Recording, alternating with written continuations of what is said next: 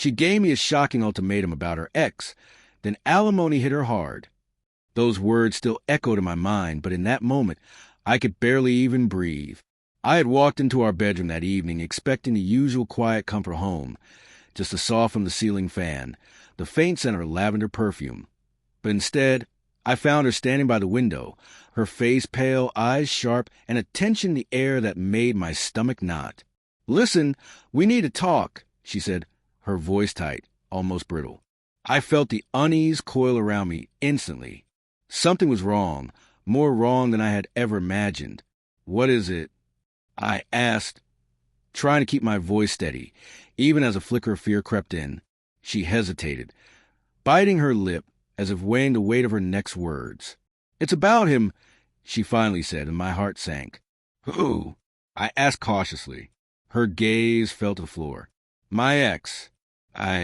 I need a choice, and it's not going to be easy for either of us." The rest of the night passed in a blur.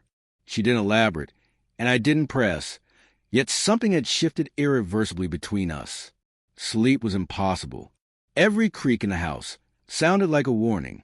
Every memory of her laughter and warmth felt suddenly suspect. How could the woman I married, the one I trusted with my life, be holding something like this behind my back? Days turned into weeks, and the weight of suspicion settled in my chest like a lead blanket. I started noticing little things. The way her phone always stayed face down, how her text messages carried a hidden secrecy in their timing, and the occasional whisper of tension when I innocently asked about her day. I wanted to believe she was loyal, but my gut refused to let go. The love I felt for her warred against the creeping realization that something was off, and that war made my nights restless and my days hollow. Then, one evening, I came home early from work. She was in the living room, but her phone lay on the kitchen counter, unlocked. I tried to resist, tried to step back and respect her privacy, but my own curiosity and the gnawing dread were stronger. A single text message blinked at the top of the screen, and reading it felt like peeling open a wound that had been quietly festering. It was from a man I didn't recognize. Her ex. The words were casual, almost familiar, the kind reserved for someone who shared intimacy and secrets. My stomach dropped, and I felt the world tilt beneath me. When she walked in, her smile faltered. "Oh, you're home early," she said, and I could hear the hesitation in her voice. I held up the phone. "Who's this?" My voice trembled, caught somewhere between disbelief and rage. Her eyes filled with tears, and she sighed as if the weight of her guilt had been waiting for this moment to collapse. "It's not what you think," she whispered, but I had already seen enough. The betrayal didn't announce itself in one dramatic act. It hid in the subtle silences, the tiny secrets, the casual lies. And now it was all laid bare, raw and undeniable.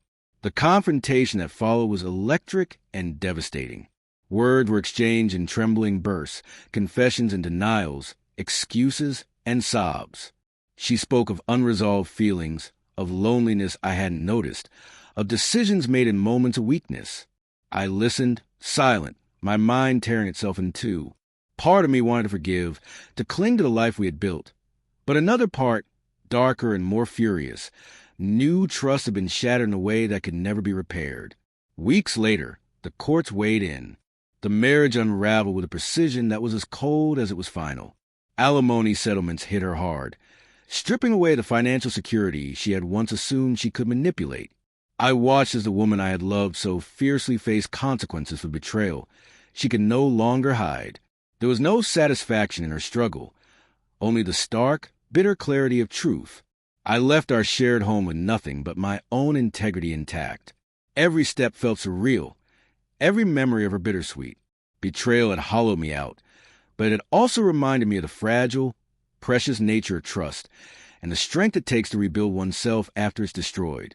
Months later, I still think of that night, standing by the window, her ultimatum hanging in the air.